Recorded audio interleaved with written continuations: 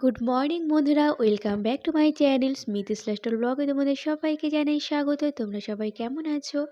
আশা করি বন্ধুরা তোমরা যে যেখানে আছো সুস্থ আছো, ভালো আছো। আর এখন বাজে ঘড়ির কাঁটাতে সকাল 7টা। তো বন্ধুরা এখন থেকে আমার ব্লগটা শুরু করছি। তো বন্ধুরা সকালবেলা উঠেছি আজকে 6টার সময়। তো আমি এখন প্রত্যেকদিন 6টার সময় উঠি। আর যেহেতু শীত আর ভোর 5টার দিকে ঘুম ভেঙে যায়, তো বন্ধুরা সকালের দিকে উঠি না, কারণ একদমই অন্ধকার থাকে। তো একেবারে 6টার সময় উঠি যখন আলো ফোটে। তো এদিকে সকালবেলা উঠে মোটামুটি আমার আশিবাসি কাজ সমস্ত কিছু করা হয়ে গেছে। আর এইদিকে দেখো একটা পার্টি রেখেছিলাম আগের দিন সকালবেলা। তো বাড়িতে যে 100 টাকা করে জিনিসগুলো আসে, তো সেখান থেকে এই পার্টিটা নিয়েছি। তো যেহেতু এখন শীতকাল, তো শীত আসলে একটু রোদ্দুরে যে গিয়ে বসতে ইচ্ছা করে, তো সেই জন্য ভাবলাম চলো একটা পার্টি কিনে নিই, মাঝে মাঝে ছাদে গিয়ে একটু বসবো। তো বন্ধুরা সে কারণে একটা পার্টি কিনে নিয়েছি। আর আমার ছেলে বলছে, মা এবার শীতকালে না আমরা ছাদে একটা উনুন বানিয়েছি, তো ওই উনুনটাতে পিঠে বানাবে। আমি বললাম ঠিক আছে। তো কোনো বছর তো সেরকমভাবে পিঠে বানানো হয় না, বিশেষ করে সাজের পিঠে বানানো হয় না। তো প্রত্যেক বছরই পিঠে বানাই, কিন্তু পাটিসাপটে আর ওই পায়েস এই বানানো হয়। তো ভাবলাম চলো এবছর একটু চেষ্টা করব সাজের পিঠে বানানোর। তো যেহেতু একটা কাঠের উনুন বানিয়েছি, তো বন্ধুরা তোমাদেরকে তো আমি একটা শর্ট ভিডিওতে শেয়ার করেছিলাম, তো তখন বানাচ্ছিলাম, কিন্তু উনুনটা এখন আমার বানানো হয়ে গেছে। আর এইদিকে দেখো মোটামুটি আমার চাল ধোয়া হয়ে গেছে। আর এখন ফ্রিজ থেকে মাছ বের করে নেব। তো বন্ধুরা আগের দিন বাজার থেকে মাছ নিয়ে এসেছিলো, তো দু রকমের মাছ নিয়ে এসেছিলো, ভেটকি মাছ আর তার সাথে আর একটা মাছ নিয়ে এসছে। তো কী মাছ, চলো কৌটোটা খুলে তোমাদেরকে দেখাচ্ছি। আর এটা জানো তো বন্ধুরা, এটা হলো একটা আইসক্রিমের কৌটো। আর কোনো জিনিস ফেলানোর আগে বাঙালিরা মনে করে যদি এটা কোনো কাজে লাগানো যায়, তো বন্ধুরা সেই মতন আমিও এটা কিন্তু একটা মাছের কৌটো হিসেবে ব্যবহার করছি। আর এটা কিন্তু দেখতেও বেশ। তো চলো তোমাদেরকে এবার কৌটোটা খুলে দেখাচ্ছি কী মাছ এনেছিল আগের দিন। তো বন্ধুরা দেখো, এখানে কই মাছ নিয়ে এসেছিলো আগের দিন বাজার থেকে, আর একদম কেটেই নিয়ে এসেছিলো। যেহেতু আমি মাছ সেরকমভাবে কাটতে পারি না, তো সেই জন্য বাজার থেকে মাছ কেটেই নিয়ে আসে। আর এদিকে চালটাকে আমি সরিয়ে দিলাম যাতে মাছের জলটা চালের মধ্যে না যায়। তো বন্ধুরা কই মাছগুলো যেহেতু একদম বরফ জমে রয়েছে, তো সেই জন্য একটু জল দিয়ে ভিজিয়ে আধ ঘন্টার মতন রেখে দেবো, তারপর রান্না করব। তো চলো এখন ফ্রিজ থেকে সবজিগুলো বের করে নেব। আর জানো তো বন্ধুরা, ফ্রিজে না অনেক সবজি রয়েছে।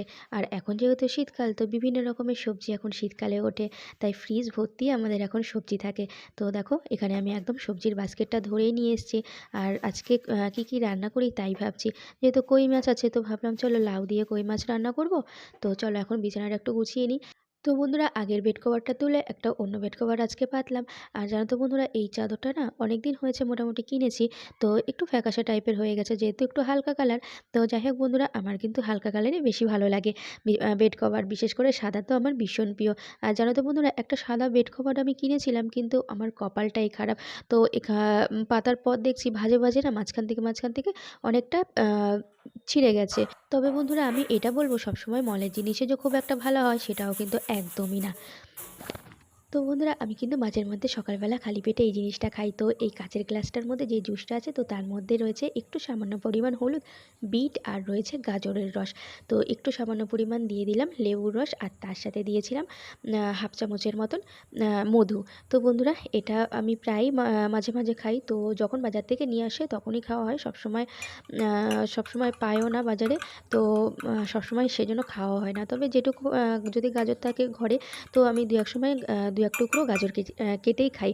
আর এদিকে দেখো ছেলের জন্য আমি খাবারটা রেডি করে নিয়েছি। তবে এই রসটা কিন্তু আমাদের স্কিনের পক্ষে অনেক উপকারী একটা জিনিস।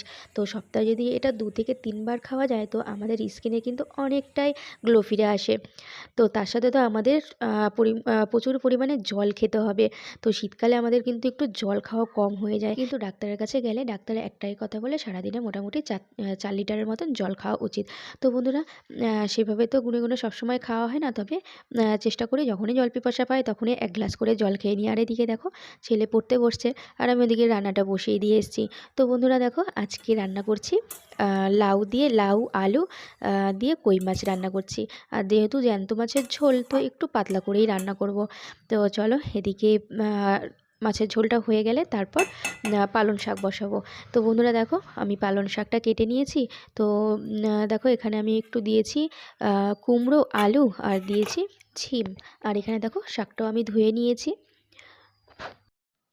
তো বন্ধুরা আজকে না সকালের দিকে ঠাকুরের বাসনগুলো মাজা হয়নি। তো একেবারে স্নান-টান করে তারপর ঠাকুরের বাসনে আমি হাত দিলাম। তো সকালবেলা যেহেতু একটু তাড়া থাকে, ছেলের সামনেই পরীক্ষা, তো সেজন্য রান্নাবান্না করতে, করতে ছেলেকেও একটু দেখতে হয়। আর ও যেহেতু ছোট, ওর সামনে না থাকলে না ও ঠিক মতন বই পড়তে চায় না। তো সে কারণে ওর দিকেও ধ্যান রাখতে হয়, আর সকালে রান্নাবান্নারও একটা তাড়া থাকে। তো সে কারণে মাঝে, মাঝে আমার ঠাকুরের বাসনগুলো বেলা হয়ে যায় মাজতে। তো যাই হোক বন্ধুরা, স্নান-টান করে নিয়ে এখন ঠাকুরের বাসনগুলো মেজে নিচ্ছি।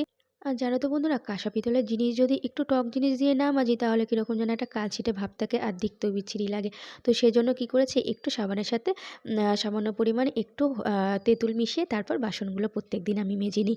আর বিশেষ করে পিতলের জিনিস তো একদমই কালো হয়ে যায়।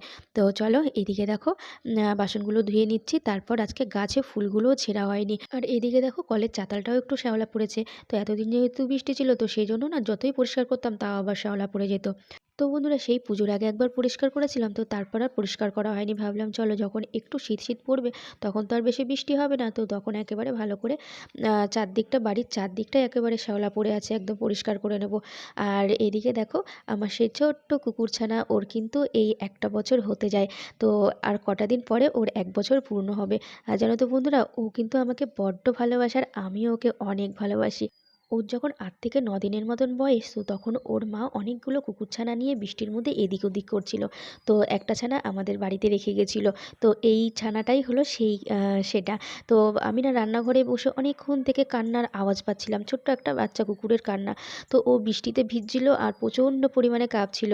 তো বন্ধুরা তারপর আমি রান্নাবান্না করার পর ওকে আমি ভালো করে গা ঢা মুছিয়ে ছোট্ট একটা চামচের সাহায্যে ওকে আমি খাওয়াতাম একটু একটু করে। তো বন্ধুরা একটু একটু করে ওর উপর না অনেক আমার মায়া পড়ে গেছে। আর কুকুর হলো অনেক বিশ্বস্ত একজন প্রাণী। তো বন্ধুরা দেখো, আজকে গাছ থেকে আমি কতগুলো ফুল ছিঁড়েছি। তো সব কটা ফুলই আমাদের গাছের। তো বন্ধুরা দেখো, ফুলগুলো দেখতে এত সুন্দর লাগে না, কিন্তু পদ্ম ফুলের তো এখনই সিজন, যে কটা কড়ি আছে এখন ফুটবে, তারপর আবার কবে ফুটবে জানি না। আর বন্ধুরা এই তুলসী চারাটা তোমরা দেখতে পাচ্ছ, এই চারাটা কিন্তু আমি লাগাইনি, নিজে থেকেই হয়েছে। তবে প্রথমে অ্যালোভেরা টবের মধ্যে হয়েছিল, তো তারপর আমি অন্য একটা টবের মধ্যে লাগিয়েছি। বন্ধুরা এখন বাজে প্রায় 4:30 বাজতে যায়। আর এইদিকে দেখো কতগুলো জামা কাপড়, এক বালতি জামা কাপড়।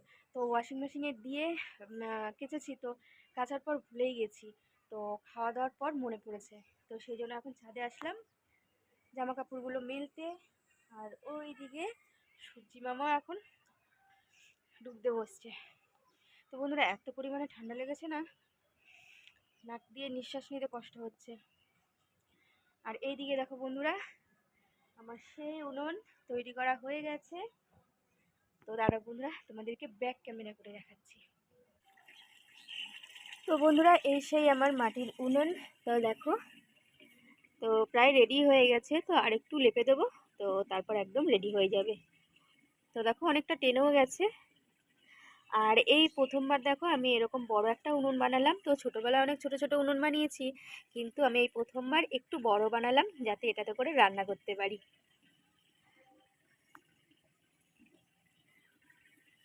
তো বন্ধুরা কেমন হয়েছে অবশ্যই কিন্তু তোমরা কমেন্ট করে জানিও। আর প্রথমবার বানাতে গিয়ে তো আমার একদম নাজেহাল অবস্থা হয়েছে। তো দেখো বন্ধুরা, চারদিকে একদম মাটি ভর্তি। আর প্রথমে একটু বেঁকা হয়েছিল, তো তারপর আবার মাটি দিয়ে চারদিকটা একটু সমান করেছি।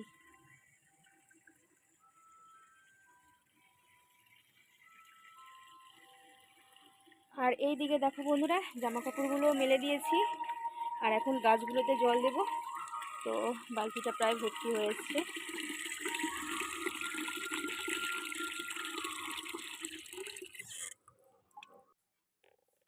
তো বন্ধুরা এখন বাজে রাত 11টা, আর আমাদের খাওয়া দাওয়া হয়ে গেছে। তো সন্ধ্যের পর থেকে আর কোনো সেরকম ভিডিও করতে পারিনি, একটু ব্যস্ত ছিলাম। তো কথা একদমই বলতে পারছি না, প্রচণ্ড ঠান্ডা লেগেছে। তো বন্ধুরা এখন ঘুমাবো। আর আমার ছেলে এদিকে দেখো শুয়ে পড়েছে। তো এখন আমিও ঘুমাবো। তো চলো বন্ধুরা, আজকের মতন আমার ভিডিওটা এখানেই এন্ড করছি। তো বন্ধুরা আমার ভিডিও যদি তোমাদের ভালো লেগে থাকে অবশ্যই লাইক করো, কমেন্ট করো, আর সাবস্ক্রাইব করে আমার পাশে থাকা বেল অন করে দিও। তো চলো বন্ধুরা, টাটা, দেখা হচ্ছে আবার পরের ব্লগে।